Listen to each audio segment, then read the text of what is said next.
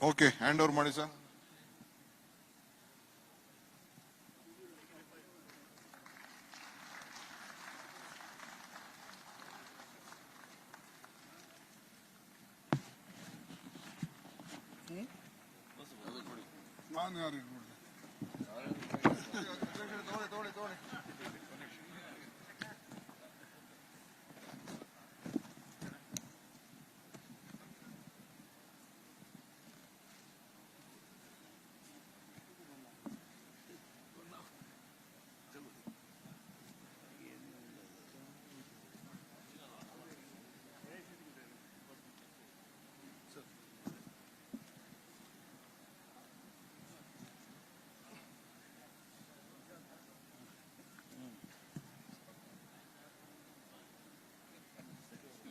So ಬಹಳ ಕಷ್ಟಪಟ್ಟು ನೀವೆಲ್ಲ ಮಾಡಿದ್ರಿ. ಒಂದು ದೊಡ್ಡ ಕ್ಲಾಪ್ ಕೊಡಿ ಎಲ್ಲರಿಗೂ.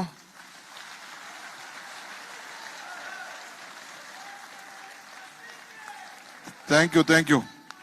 ಎಸಿಸಿಯಿಂದ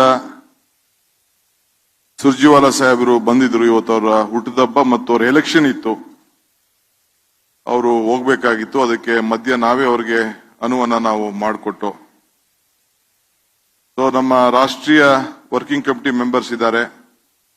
HK ಪಾಟೀಲ್ ರವರು, ದಿನೇಶ್ ಗುಂಡ್ರಾರ್ ಅವರು, ಶ್ರೀನಿವಾಸ್ ರವರು, ಮುನಿಯಪ್ಪನವರು ಎಲ್ಲ ಕೂಡ ಇದ್ದಾರೆ. ವಿರೋಧ ಪಕ್ಷದ ನಾಯಕರಾಗಿ ಹರಿಪ್ರಸಾದ್ ಅವರು ಇದ್ದಾರೆ. ಮಾಜಿ ಅಧ್ಯಕ್ಷಗಳಾದಂತ ದೇಶಪಾಂಡೆ ಅವರು, ಅಲ್ವನ್ ವೀರಭದ್ರಪ್ಪನವರು ಇದ್ದಾರೆ. ನಮ್ಮ ಸಮಿತಿ ಅಧ್ಯಕ್ಷರಾಗಿ ಕೆಲಸ ಮಾಡಿದಂತ ನಮ್ಮ ರೆಹಮಾನ್ ಖಾನ್ ಸಾಹೇಬರು, ಡಾಕ್ಟರ್ ಪರಮೇಶ್ವರ್ ಸಾಹೇಬರು ಮತ್ತು MB ಪಾಟೀಲ್ ರವರು, ಕೃಷ್ಣ ಬೈರೇಗೌಡರು, ಇವತ್ತು ಸುಮಾರು 100 ನಾನು ಆಕ್ಚುಲಿ ಡಿಕ್ಲರೇಷನ್ ಈಗ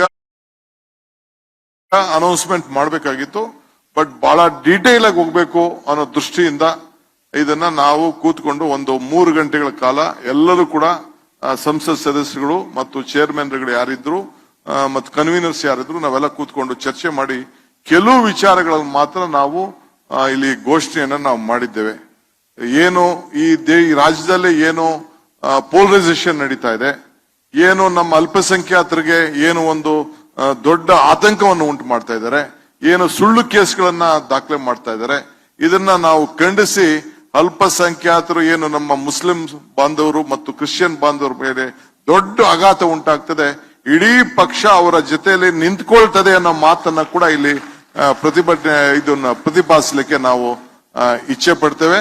ಸೊ ಎಲ್ಲ ವರ್ಗದವರು ಕೂಡ ಅನೇಕ ವಿಚಾರಗಳನ್ನ ಇವತ್ತು ಚರ್ಚೆಯನ್ನ ನೀವೆಲ್ಲ ಮಾಡಿದ್ದೀರಿ, ಸಲಹೆಯನ್ನ ಕೊಟ್ಟಿದ್ದೀರಿ. ರೈತರ ವಿಚಾರದಲ್ಲಿ ಬೇಕಾದಷ್ಟು ಸಲಹೆಗಳನ್ನ ಕೊಟ್ಟಿದ್ದೀವಿ. ರಾಜ್ಯದ ಆರ್ಥಿಕ ವಿಚಾರದಲ್ಲಿ ತಾವು ಸಲಹೆಯನ್ನ ಕೊಟ್ಟಿದ್ದೀರಿ. ಯುವಕರ ಉದ್ಯೋಗದ ಬಗ್ಗೆ ಕೊಟ್ಟಿದ್ದೀರಿ. ಮತ್ತು ಮಲೆನಾಡು ಪ್ರದೇಶ, ಕರಾವಳಿ ಪ್ರದೇಶ, ಬಯಲುಸೀಮೆ ಪ್ರದೇಶ ಮತ್ತು ನೀರಾವರಿ ನಮ್ಮ ಕಲ್ಯಾಣ ಕರ್ನಾಟಕ ಮತ್ತು ಮುಂಬೈ ಕರ್ನಾಟಕ, ಕಿತ್ತೂರು ಕರ್ನಾಟಕ ಎಲ್ಲ ವಿಚಾರದಲ್ಲೂ ಕೂಡ ಒಂದು ಪ್ರತ್ಯೇಕವಾದಂತ ಪ್ರಣಾಳಿಕೆಯನ್ನ ಮತ್ತು ಬೆಂಗಳೂರು ನಗರಕ್ಕೆ ಕೂಡ ಒಂದು ಪ್ರತ್ಯೇಕವಾದಂತ ಪ್ರಣಾಳಿಕೆಯನ್ನ ಮಾಡಬೇಕು ಅನ್ನೋದು ಸಲಹೆಯನ್ನು ಕೂಡ ಕೊಟ್ಟಿದ್ದಾರೆ. ಅದಕ್ಕೂ ಕೂಡ ನಾವು ಬದ್ಧರಾಗಿದ್ದೇವೆ. ನೀವು ಕೂಡ ಈ ಎಲ್ಲ ಪ್ರದೇಶಗಳಲ್ಲಿ ಪಕ್ಷ ಮುಂದಕ್ಕೆ ಯಾವ ರೀತಿ ಹೋರಾಟವನ್ನ ಮಾಡಬೇಕು ಅಂತೇಳಿ ನಿಮ್ಗೆ ಮಾರ್ಗದರ್ಶನವನ್ನ ಕೊಡ್ತದೆ. ಅದನ್ನ ತಾವು ಕಾರ್ಯರೂಪಕ್ಕೆ ಇನ್ನ 10 ತಿಂಗಳು ನೀವು ಯಾರು ನಿದ್ರೆ ಮಾಡಂಗಿಲ್ಲ. ಯಾರು ನಾವು ಹೆಂಗೆ ಹೋರಾಟ ನಾವು 2 ವರ್ಷ ಕಷ್ಟಪಟ್ಟಿದ್ದೇವೆ, ಇನ್ನು 10 ತಿಂಗಳು ನೀವು ಪದಾಧಿಕಾರಿಗಳಿಗೇನು ನಿಮ್ಗೆ ಒಂದು ಪಟ್ಟಿ ಕೊಟ್ಟಿದ್ದೇನೆ. ವೈಸ್ ಪ್ರೆಸಿಡೆಂಟ್ಗೆ, ಜನರಲ್ ಸೆಕ್ರೆಟರಿಗೆ, ಆಮೇಲೆ ನಿಮ್ಮ ಜಿಲ್ಲಾ ಅಧ್ಯಕ್ಷಗಳಿಗೆಲ್ಲ ಕೂಡ ನಾವು ಈಗಾಗಲೇ ಮಾಹಿತಿಯನ್ನ ಕೊಟ್ಟಿದ್ದೇವೆ. ಅದನ್ನ ನೀವು ಕಾರ್ಯರೂಪಕ್ಕೆ ತರಲೇಬೇಕು. ನಿಮ್ ಕೈಯಲ್ಲಿ ಆಗಲ್ಲ ಅಂದ್ರೆ ದಯವಿಟ್ಟು ನೀವು ನಿಮ್ಮ ಸ್ಥಾನಗಳಿಗೆ ನೀವು ತ್ಯಾಗ ಮಾಡಿಬಿಟ್ಟು ಬೇರೆಯವ್ರಿಗೆ ಅವಕಾಶ ಮಾಡಿಕೊಡ್ಬೇಕು ಅಂತೇಳಿ ನಿಮ್ಮಲ್ಲಿ ನಾನು ಮನವಿ ಮಾಡ್ಕೊಳ್ತೇನೆ. ನಿಮ್ಗೆ ಒಂದು ದೊಡ್ಡ ಅವಕಾಶ ಇದು. ಸೋನಿಯಾ ಗಾಂಧಿ ಅವರು ಮೊನ್ನೆ ನಮ್ಗೆ ಹೇಳ್ದಂಗೆ ಕಾಂಗ್ರೆಸ್ ಪಕ್ಷ ನಿಮ್ಗೆಲ್ಲ ಸ್ಥಾನಮಾನ ಕೊಟ್ಟಿದೆ, ನೀವು ವಾಪಸ್ ಏನ್ ಕೊಡ್ತೀರಿ ಹೇಳಿ ಅನ್ನೋ ಒಂದು ಮಾತನ್ನು ಕೂಡ ಅವ್ರು ಹೇಳಿದ್ದಾರೆ. ಹಂಗೆ ನಿಮ್ಗೆ ಇವತ್ತು ಕಾಂಗ್ರೆಸ್ ಪಕ್ಷ ಗುರ್ಸಿದೆ. ಸೊ ಪಂಚಾಯಿತಿಯಿಂದ ಹಿಡಿದು ಬೂತ್ ಮಟ್ಟದಿಂದ ಇನ್ನೊಂದು ತಿಂಗಳು ಒಳಗಡೆ ಎಲ್ಲ ಸಮಿತಿಗಳನ್ನ ರಚನೆ ಮಾಡಬೇಕು. ಪ್ರತಿ ಪಂಚಾಯಿತಿಯಲ್ಲೂ ಕೂಡ ಪಕ್ಷದ ಒಂದು ಸಂಘಟನೆಯ ಸಮಿತಿಯನ್ನ ನೀವು ರಚನೆ ಮಾಡಬೇಕು. ಬರೀ ಪಂಚಾಯಿತಿ ಕಾಂಗ್ರೆಸ್ ಅಲ್ಲ, ಎಲ್ಲ ವರ್ಗದ ಸಮಿತಿಗಳು, ಯಾವುದೇ ಡಿಪಾರ್ಟ್ಮೆಂಟ್ ಎಷ್ಟು ಡಿಪಾರ್ಟ್ಮೆಂಟ್ ಇದೆ ಎಲ್ಲ ಡಿಪಾರ್ಟ್ಮೆಂಟ್ಗೂ ಕೂಡ ಪಂಚಾಯತಿ ಮಟ್ಟದಲ್ಲಿ ಆಗ್ಬೇಕು. ಮೆಂಬರ್ಶಿಪ್ ಯಾರು ಕೂಡ ನೀವು ಅಧಿಕಾರವನ್ನ ಕೊಡ್ತಾ ಇದ್ದೀರಿ ಪಂಚಾಯತಿ ಮಟ್ಟದಲ್ಲಿ ತಾಲೂಕು ಮಟ್ಟದಲ್ಲಿ ಅವರೆಲ್ಲರಿಗೂ ಕೂಡ ಎಲ್ಲಾ ವರ್ಗದವರು ಸಮಿತಿಗಳನ್ನ ಸಂಪೂರ್ಣವಾಗಿ ಮಾಡಬೇಕು. ಬರೀ ಪ್ರೆಸಿಡೆಂಟ್ ಇದ್ರೆ ಸಾಲದು. ನಾನು ಎಲ್ಲಾ ಡಿಫಿಡೆಡ್ ಕ್ಯಾಂಡಿಡೇಟ್ಗಳಿಗೂ ಹೇಳ್ತಾ ಇದ್ದೀನಿ, MLAಗಳಿಗೂ ಹೇಳ್ತಾ ಇದ್ದೀನಿ, ಪದಾಧಿಕಾರಿಗಳಿಗೆ ಹೇಳ್ತಾ ಇದ್ದೀನಿ. ಅವ್ರಿಗೆಲ್ಲ ನಾವು ಗೈಡ್ ಲೈನ್ಸ್ ಕೊಟ್ಟಿದ್ದೇವೆ. ಆ ಗೈಡ್ ಲೈನ್ ಪ್ರಕಾರ ತಾವೆಲ್ಲ ಮಾಡಬೇಕು. 78 ಲಕ್ಷ ಏನ್ ಮೆಂಬರ್ಶಿಪ್ ಆಗಿದೆ ಎಲ್ಲರಿಗೂ ಕೂಡ ಐಡೆಂಟಿಫಿಕೇಶನ್ ಕಾರ್ಡ್ ಕೊಡುವಂತ ಕೆಲಸ ಮಾಡಬೇಕು. ಯಾರು ದುಡ್ಡು ಕಟ್ಟಿಲ್ಲ ಅವ್ರ ದುಡ್ಡನ್ನ ಕಟ್ಟಬೇಕು. ದುಡ್ಡು ಕಟ್ಟಲಿಲ್ಲ ಅಂದ್ರೆ ಅವ್ರ ಬ್ಲಾಕ್ ರಚನೆ ಆಗಲ್ಲ. ಇದನ್ನ ಮನೆಗೆ ಹೋಗಿ ಹಂಚುವಂತದ್ದು. ಇದಕ್ಕೊಂದು ಕವರಿಂಗ್ ಲೆಟರ್ ಹಾಕಿ ನೀವು ಕಾಂಗ್ರೆಸ್ ಪಕ್ಷದ ಸದಸ್ಯರಾಗಿದ್ದೀರಿ ಅಂತ ಅವ್ರ ಗೌರವದಿಂದ ಒಂದು ಲೆಟರ್ ಕೊಡೋದೇ ಒಂದು ಕಾರ್ಯಕ್ರಮ. ಹೆಂಗೆ ಈ ಮೆಂಬರ್ಶಿಪ್ ಕೊಡ್ಲಿಕ್ಕೆ ಈ ರೀತಿ ಐಡಿ ಕಾರ್ಡ್ ಅನ್ನ ಕೊಡ್ತಾ ಇದ್ದೇವೆ. AICC ಅವರು ಕೂಡ ಇದನ್ನ ಅಪ್ರೂವ್ಮೆಂಟ್ ಮಾಡಿದ್ದಾರೆ. ಸೊ ಅದಕ್ಕೆ ನೀವು ಹಂಚುವಂತ ಕೆಲಸವನ್ನ, ಯಾಕೆಂದ್ರೆ ಈ ಹೋಗಿ ಸಂಪರ್ಕವನ್ನ ಬೆಳೆಸ್ಕೊಳ್ಳಿಕ್ಕೆ ಅವಕಾಶ. ಮತ್ತು ಪಕ್ಷದ ಕೆಲವು ಸಮಿತಿಯವರು ಒಂದು ಸಜೆಸ್ಟ್ ಮಾಡಿದ್ದಾರೆ, 3 ಬಾರಿ ಕನಿಷ್ಠ 3 ಬಾರಿ ಮನೆಗೆ ಹೋಗುವಂತ ಒಂದು ಕಾರ್ಯಕ್ರಮ ರೂಪಿಸಬೇಕು ಅಂತ ಹೇಳಿ ನಮ್ಗೆ ಮಾರ್ಗದರ್ಶನವನ್ನ ಕೊಟ್ಟಿದ್ದಾರೆ. ಆ ನಿಟ್ಟಿನಲ್ಲಿ ಈ ಸಂದರ್ಭದಲ್ಲಿ ನಾವು ಕಾರ್ಯಕ್ರಮನ ನಿಮ್ಗೆ ಕೊಡ್ತೇವೆ, ಅದನ್ನ ಜಾರಿಗೆ ತರಬೇಕು. AICC ಅವರು ನಮ್ಮ ಎಲ್ಲ ಜಿಲ್ಲೆಗಳಲ್ಲೂ ಕೂಡ ಕಂಪಲ್ಸರಿ 75 ಕಿಲೋಮೀಟರ್ ಪಾದಯಾತ್ರೆ ಮಾಡಬೇಕು, 75 ಇಯರ್ಸ್ ಆಫ್ ಇಂಡಿಪೆಂಡೆನ್ಸ್ ಅಂತ ಹೇಳಿ ಮಾರ್ಗದರ್ಶನವನ್ನ ಕೊಟ್ಟಿದ್ದಾರೆ. ಅದನ್ನ ನೀವು ಕಂಪಲ್ಸರಿಯಾಗಿ ನೀವು ಮಾಡಲೇಬೇಕು. ನೀವು ಈಗ ಪ್ಲಾನ್ ಹಾಕೊಳ್ಳಿ, ರೂಟ್ ಪ್ಲಾನ್ ಹಾಕೊಳ್ಳಿ. ಇಡೀ ಎಲ್ಲ ಜಿಲ್ಲೆಗೂ ಕೂಡ ಎಲ್ಲ ನಾಯಕರುಗಳನ್ನ ನಾವು ಕಳಿಸ್ಕೊಡ್ತೇವೆ. ನಾನು ಕೂಡ ಏನು ಒಂದು ವಾರ ಅದು ಪ್ರೋಗ್ರಾಮ್ ಇದೆ, 9ನೇ ತಾರೀಕಿಂದ 15ನೇ ತಾರೀಕು 3 ಧ್ವಜದ ಏನು ಒಂದು ನಮ್ಮ ರಾಷ್ಟ್ರದ ಧ್ವಜ ಇದೆ. ಆ ಧ್ವಜನ ಇಟ್ಕೊಂಡು ನಾವು ಆ ಯಾತ್ರೆಯಲ್ಲಿ ನಾವು ಪಾಲ್ಗೊಳ್ಬೇಕು. ಕೊನೆಯ ದಿನ ಬೆಂಗಳೂರಿನಲ್ಲಿ ಕನಿಷ್ಠ 75,000 ಜನರು ಕೂಡ ಒಂದು ಜಾಗದಲ್ಲಿ ಸೇರ್ಕೊಂಡು ಆ ಧ್ವಜವನ್ನ ಇಟ್ಕೊಂಡು ನಮ್ಮ ಬೆಂಗಳೂರಿನಲ್ಲಿ ಒಂದು ದೊಡ್ಡ ಯಾತ್ರೆಯನ್ನ ನಾವು ಮಾಡಬೇಕು. ಇದು ನನ್ನ ಕಾರ್ಯಕ್ರಮ ಅಲ್ಲ, ಇದು AICC ಕೊಟ್ಟಿರುವಂತ ಒಂದು ಮಾರ್ಗದರ್ಶನ. ಬೆಂಗಳೂರಿನಲ್ಲಿ ನಾನು ಆ ಸರ್ಕ್ಯುಲರ್ ನಿಮ್ಗೆಲ್ಲ ಕೊಟ್ಟಿದ್ದೀನಿ. ಏನ್ AICC ಅವ್ರು ಏನ್ ನನಗೆ ಸರ್ಕ್ಯುಲರ್ ಕೊಟ್ಟಿದ್ದಾರೆ ಅದೆಲ್ಲ ನಿಮ್ಮ ಬ್ಯಾಗ್ ನಲ್ಲಿ ನಾವು ಕೊಟ್ಟಿದ್ದೇವೆ. ಆಮೇಲೆ ನಮ್ಮ ಆಸ್ತಿ ಪಾಸ್ತಿಗಳನ್ನ, ಕಾಂಗ್ರೆಸ್ ಪಕ್ಷದ ಆಸ್ತಿಗಳನ್ನ ಅದಕ್ಕೆಲ್ಲ ಟ್ಯಾಕ್ಸ್ ಕಟ್ಟಂತದ್ದು, ದಾಖಲೆಗಳನ್ನ ನಿರ್ಮಾಣ ಮಾಡಿಕೊಡುವಂತದ್ದು, ಅದಕ್ಕೆ ಒಂದು ಸಮಿತಿ ಜಾರ್ಜ್ ಅವರ ಮುಖಂಡತ್ವದಲ್ಲಿ ಒಂದು ಸಮಿತಿ ಇದೆ. ಅದಕ್ಕೂ ಕೂಡ ಪದಾಧಿಕಾರಿಗಳು ಜವಾಬ್ದಾರಿ ತೆಗೆದುಕೊಳ್ಬೇಕು. ಅದನ್ನು ಕೂಡ ಗೈಡ್ ಲೈನ್ಸ್ AICC ಅವರು ಏನ್ ನನಗೆ ಕಾಗದ ಬರೆದಿದ್ದಾರೆ ಅದನ್ನ ನಾನು ಇಟ್ಕೊಂಡಿಲ್ಲ, ಅದನ್ನೆಲ್ಲ ನಿಮ್ಗೆ ನಾನು ಕೊಟ್ಟಿದ್ದೀನಿ. ಅದನ್ನೆಲ್ಲ ಕನ್ನಡದಲ್ಲೂ ಕೂಡ ಟ್ರಾನ್ಸ್ಲೇಟ್ ಮಾಡಿ ನಿಮ್ಗೆ ಕಳಿಸ್ಕೊಡ್ತೇನೆ. ಅದು ಕೂಡ ತಾವು ಆ ಜವಾಬ್ದಾರಿಯನ್ನ ತೆಗೆದುಕೊಳ್ಬೇಕು.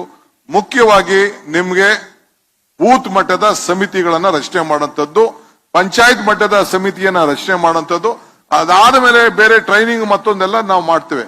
ಆದ್ರೆ ಎಲ್ಲ ಜಿಲ್ಲಾ ಕಾಂಗ್ರೆಸ್ ಅಧ್ಯಕ್ಷಗಳಿಗೆ, ಶಾಸಕರಿಗೆ, ಸೋತಂತವ್ರಿಗೆ, ನಾಯಕರುಗಳಿಗೆ, MP ಗಳಿಗೆಲ್ಲ ಇನ್ನೊಂದು ಹೇಳೋದಂದ್ರೆ ಒಂದು ಗೈಡ್ ಲೈನ್ ಇದೆ.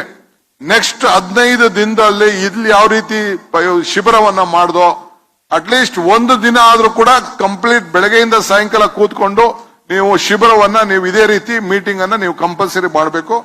ಕಂಪಲ್ಸರಿ ಬೆಳಗ್ಗೆಯಿಂದ ಸಾಯಂಕಾಲ ಗಂಟ ಎಲ್ಲ ನಿಮ್ಮ ಜಿಲ್ಲೆಯ ಎಲ್ಲ ವಿಚಾರದಲ್ಲೂ ಕೂಡ ನೀವು ಚರ್ಚೆಯನ್ನ ನೀವು ಮಾಡಬೇಕು. ಆಮೇಲೆ ಯಾವುದೇ ಸಮಿತಿಯನ್ನ ನೀವು ಮಾಡ್ಬೇಕಾದ್ರೆ ಇಲ್ಲಿಂದ ಹಿಡಿದು ರಾಜ್ಯದವರೆಗೂ ಕೂಡ ಕಂಪಲ್ಸರಿ 33% ವುಮನ್ ಇರುವಂತದನ್ನ ನೀವು ಖಂಡಿತ ನೀವು ಅದನ್ನ ಮೇಂಟೈನ್ ಮಾಡಲೇಬೇಕು. ನೀವು ಅವ್ರಿಗೆ ಹೆಣ್ಣು ಮಕ್ಕಳಿಗೆ ಏನ್ ಸ್ಥಾನಮಾನ ಕೊಡಬೇಕು, ಏನ್ ಗೌರವನ ಕೊಡಬೇಕು ಅದನ್ನ ನೀವು ಮಾಡಲೇಬೇಕು. ಆಮೇಲೆ ಯಾವುದೇ ಹುದ್ದೆಯನ್ನ ನಿಮ್ಮ ಜಿಲ್ಲೆಯಲ್ಲಿ ಕೊಡಬೇಕಾದ್ರೆ, ಬೂತ್ ಮಟ್ಟದಲ್ಲಿ ಕೊಡಬೇಕಾದ್ರೆ ಕಂಪಲ್ಸರಿ 50 ವರ್ಷ ಕೆಳಗಡೆ ಇರೋಂತವ್ರಿಗೆ ಕಂಪಲ್ಸರಿ ಆಗಿ ನೀವು ಮೇಂಟೈನ್ ಮಾಡಲೇಬೇಕು. ಇದು ನನ್ನ ಇದಲ್ಲ, ತೀರ್ಮಾನ ಅಲ್ಲ. AICCಲಿ ಆಗಿರೋಂತ, ಉದಯಪುರದಲ್ಲಿ ಆಗಿರೋಂತ ಒಂದು ತೀರ್ಮಾನ ಇದು. 50% 50 ವರ್ಷದ ಒಳಗಡೆ ಇರೋರಿಗೆ ಮಾಡಬೇಕು. 5 ವರ್ಷ ಯಾರಿಗೆ ನಿಮ್ಮ ಬ್ಲಾಕ್ ಅಧ್ಯಕ್ಷ ಆಗಿರ್ಬೋದು, ಜಿಲ್ಲಾ ಅಧ್ಯಕ್ಷ ಆಗಿರ್ಬೋದು, ಯಾರು ಪದಾಧಿಕಾರಿಗಳ ಅಧ್ಯಕ್ಷಗಳಿದ್ದಾರೆ ಅವ್ರನ್ನ ಬದಲಾವಣೆಯನ್ನು ಮಾಡಿ ಬೇರೆಯವ್ರಿಗೆ ಪ್ರಮೋಷನ್ ಕೊಡೋಣ. ಬ್ಲಾಕ್ ಅಧ್ಯಕ್ಷ ಆಗಿರೋರಿಗೆ ಜಿಲ್ಲಾ ಸೆಕ್ರೆಟರಿ ಮಾಡೋಣ, ವೈಸ್ ಪ್ರೆಸಿಡೆಂಟ್ ಮಾಡೋಣ. ಅವ್ರೇನು ಬಿಡಿ ಅಂತ ಹೇಳೋದಿಲ್ಲ. ನಾವು ಹೆಣ್ಮಕ್ಳಿಗೆ ನೀವು ಯಾರು ಪಾರ್ಟಿಸಿಪೇಟ್ ಮಾಡಂಗಿಲ್ಲ ಆ ಕಾರ್ಯಕ್ರಮದಲ್ಲಿ.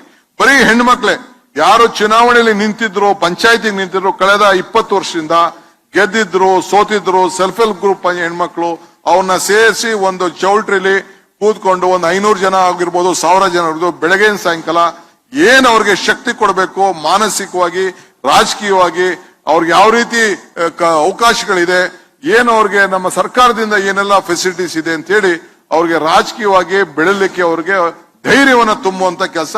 ಬರೀ ಎಲೆಕ್ಷನ್ ಆದ್ಮೇಲೆ ಗೆಲ್ಲೋದು, ಸೋಲೋದು, ಸೋತ ಮೇಲೆ ಮನೆ ಸೇರ್ಕೊಳ್ಳೋದು. ಬರೀ ಹೆಣ್ಮಕ್ಳು ಪಂಚಾಯತಿಗೆ ಎಲೆಕ್ಷನ್ ನಿಂತಿದ್ದೀವಿ, ಗಂಡ ಓಡಾಡೋದು, ಜಿಲ್ಲಾ ಪಂಚಾಯತಿ ನಿಲ್ಸಿದ್ದೀವಿ, ಅವ್ನು ಯಾರೋ ತಮ್ಮನೋ ಮಗನೋ ಓಡಾಡೋದು, ಇಂಥದ್ದು ಆಗ್ತಾ ಇದೆ. ಅದಕ್ಕೋಸ್ಕರ ಹೆಣ್ಮಕ್ಳನ್ನ ನಾವು, ನಮ್ಮ ಭವಿಷ್ಯ ಇರೋದು ಯುವಕರಲ್ಲಿ, ಹೆಣ್ಮಕ್ಳಲ್ಲಿ. ಹೆಣ್ಮಕ್ಳಿಗೇನ್ ಜಾತಿ ಇಲ್ಲ, ಯುವಕರಿಗೇನ್ ಜಾತಿ ಇಲ್ಲ. ಈ ಎರಡು ವಿಚಾರದಲ್ಲಿ ಕಾರ್ಯಕ್ರಮವನ್ನ ರೂಪಿಸಬೇಕು. ನಾನು ಯೂತ್ ಕಾಂಗ್ರೆಸ್ ಪ್ರೆಸಿಡೆಂಟ್ಗೆ ನಾನು ಹೇಳಿದ್ದೇನೆ, ಒಂದು ಪ್ರತ್ಯೇಕವಾದಂತಹ ಕಾರ್ಯಕ್ರಮ, ಯಾರ್ಯಾರು ನಿರುದ್ಯೋಗಿಗಳು ಇದ್ದಾರೆ ಅವ್ರದ್ದೆಲ್ಲ ಸರ್ವೆ ಮಾಡಬೇಕು. ಎಲ್ಲ ಒಂದು ಫಾರ್ಮಾರು ಕೊಡಬೇಕು, ಇಲ್ಲ ಡಿಜಿಟಲ್ ಮುಖಾಂತರ ಸರ್ವೆ ಮಾಡಿ ಆ ನಿರುದ್ಯೋಗ ಯುವಕರುಗಳದೇ ಒಂದು ದೊಡ್ಡ ಪಾದಯಾತ್ರೆಯನ್ನ ಮಾಡಬೇಕು ಅಂತೇಳಿ ಅವ್ರಿಗೆ ಮಾರ್ಗದರ್ಶನವನ್ನ ನಾವು ಕೊಟ್ಟಿದೆ. ಅದಕ್ಕೂ ಕೂಡ ನೀವು ಸಹಕಾರವನ್ನ ಮಾಡಬೇಕು ಅಂತೇಳಿ ತಮ್ಮಲ್ಲಿ ನಾನು ಪ್ರಾರ್ಥನೆ ಮಾಡ್ತೇನೆ. ಬಹಳ ವಿಚಾರಗಳನ್ನು ನಾವು ಚರ್ಚೆ ಮಾಡಿದ್ದೇವೆ. ರೈತರಿಗೆ ಈಗಾಗಲೇ ಮಾಧ್ಯಮದಲ್ಲಿ ನಾವು ಘೋಷಣೆ ಮಾಡಿದ್ವು, ತಾವೆಲ್ಲ ಬಹುಶಃ ಗಮನಿಸಿರ್ಬೋದು. 5 ವರ್ಷಕ್ಕೆ 2 ಲಕ್ಷ ಕೋಟಿನ ಬರೀ ನೀರಾವರಿಗೆ ಇಡಬೇಕು ಅಂತೇಳಿ ನಾವು ತೀರ್ಮಾನವನ್ನ ನಾವು ಮಾಡಿದ್ದೇವೆ. ನೀರಾವರಿಗೆ ಇನ್ನೊಂದು ಬಹಳ ಪ್ರಮುಖವಾಗಿ ಮಲೆನಾಡು ಪ್ರದೇಶ ಮತ್ತು ಅರಣ್ಯ ಅಕ್ಕಪಕ್ಕದಲ್ಲಿರುವಂತದ್ದು, ಹಿಂದೆ ಏನು ನಮ್ಮ UPA ಸರ್ಕಾರ ಎಸ್ ಟಿ ಸಮುದಾಯಕ್ಕೆ 25 ವರ್ಷ ಇರೋರಿಗೆ ಅಂತ ಮಾತ್ರ ಮಾಡಿತ್ತು. ಇದು ಬೇಡ, ಅವ್ರಿಗೆ ಬೇರೆ ಊರಿಗೂ ಕೂಡ ಯಾರು ಅರಣ್ಯ ಭೂಮಿಯಲ್ಲಿ ಅರಣ್ಯ ಕಾಯ್ದೆ ಹಕ್ಕು ಏನಿದೆ ಅದನ್ನ ಬೇರೆ ಜನಾಂಗಕ್ಕೂ ಕೂಡ ಅದೇ 75 ವರ್ಷ ಬದಲು 25 ವರ್ಷಕ್ಕೆ ಇಳಿಸಬೇಕು ಅಂತೇಳಿ ಮುಂದಿನ ದಿನದಲ್ಲಿ ಅದಕ್ಕೆ ಒಂದು ರೂಪವನ್ನು ಕೊಡ್ಲಿಕ್ಕೆ ನಮ್ಮ ಸರ್ಕಾರ ಬಂದೇ ಬರ್ತದೆ. ಅದನ್ನ ಶಿಫಾರಸ್ ಮಾಡ್ಲಿಕ್ಕೂ ಕೂಡ ಅವರೆಲ್ಲರೂ ಕೂಡ ರಕ್ಷಣೆ ಮಾಡ್ಲಿಕ್ಕೆ ಒಂದು ಕಾನೂನನ್ನ ತರಬೇಕು ಅಂತೇಳಿ ಕೇಂದ್ರ ಸರ್ಕಾರಕ್ಕೆ ಒತ್ತಡವನ್ನು ತರಲಿಕ್ಕೆ ಒಂದು ಕಾರ್ಯಕ್ರಮವನ್ನು ನಾವು ರೂಪಿಸ್ತಾ ಇದ್ದೇವೆ. ಹಿಂಗೆ ನಾನು ಸುಮ್ಮನೆ ಒಂದು 3-4 ಕೇಳಿದೆ. ಮನೆಗಳ ವಿಚಾರ ಇರ್ಬೋದು, ರಿಸರ್ವೇಶನ್ ವಿಚಾರ ಇರ್ಬೋದು, ಅನೇಕ ಜಾತಿಯ ಕೆಲವು ರಿಸರ್ವೇಶನ್ ಇಶ್ಯೂಸ್ ಇದೆ. ಅವೆಲ್ಲ ಕೂಡ ಮುಂದಿನ ದಿನದಲ್ಲಿ ಕೂತ್ಕೊಂಡು ನಾವು ಚರ್ಚೆ ಮಾಡ್ತೇವೆ. ಇವತ್ತು ಏನು ಕೇಸರೀಕರಣ ಆಗ್ತಾ ಇದೆ, ಮಕ್ಕಳ ವಿದ್ಯಾಭ್ಯಾಸ ಪಾಠ್ಯ ಪುಸ್ತಕದಿಂದ ಹಿಡಿದು ಪ್ರತಿಯೊಂದು ಮಟ್ಟದಲ್ಲಿ ಇವತ್ತು ಪೋಲರೈಸೇಷನ್, ಅವ್ರ ಕೈಲಿ ಅಭಿವೃದ್ಧಿ ಮಾಡಕ್ಕೆ ವಿಚಾರ ಅವರು ಮಂಡಿಸಕ್ ಆಗ್ತಾ ಇಲ್ಲ, ಅವ್ರ ಬಜೆಟ್ ಅನ್ನ ಹೇಳ್ಕೊಳಕ್ ಆಗ್ತಾ ಇಲ್ಲ, ಇಲ್ಲ ಏನಾದ್ರು ಒಂದು ಯೋಜನೆಯನ್ನ ತಂದಿದೀವಿ ಅಂತ ಹೇಳಕ್ ಆಗ್ತಾ ಇಲ್ಲ. ಇವತ್ತು ಭ್ರಷ್ಟಾಚಾರ ಈ ರಾಜ್ಯದಲ್ಲಿ ಏನ್ 40% ಇದೆ ಅದನ್ನ ಮುಚ್ಚಬೇಕು. ಈ ಏನು ಒಂದು ಸ್ಕ್ಯಾಂಡಲ್ಸ್ ಇದೆ ಈ ರಿಕ್ರೂಟ್ಮೆಂಟ್ ವಿಚಾರದಲ್ಲಿ, ಅದನ್ನ ಮುಚ್ಚಬೇಕು ಅಂತ ಹೇಳಿ ಅದನ್ನ ಡಿವೇಟ್ ಮಾಡ್ಲಿಕ್ಕೆ ಯಾವ್ದಾವುದೋ ಹೊಸದನ್ನೆಲ್ಲ ರೂಪವನ್ನ ತರ್ತಾ ಇದ್ದಾರೆ. ನಾವು ಅದಕ್ಕೆ ಹೋರಾಟ ಮಾಡ್ಲಿಕ್ಕೆ ನಾವೆಲ್ಲ ಬದ್ಧರಾಗಬೇಕು. ಈ ಶಿಬಿರದ ಸಂಕಲ್ಪ ಒಂದು ದೊಡ್ಡ ಗ್ರಂಥ ಇದೆ, ಸದ್ಯದಲ್ಲಿ ಅದನ್ನ ನಿಮ್ಗೆಲ್ಲ ಕೂಡ ನಾವು ತಿಳಿಸ್ತೇವೆ. ಇದಕ್ಕೆ ಸಹಕಾರ ಕೊಟ್ಟು ಬೆಂಬಲವಾಗಿ ನಿಂತವ್ರಿಗೆಲ್ಲರೂ ಕೂಡ ನಾನು ಶುಭ ಹಾರೈಸಿ ನನ್ನ ಮಾತು ಮುಗಿಸ್ತೇನೆ.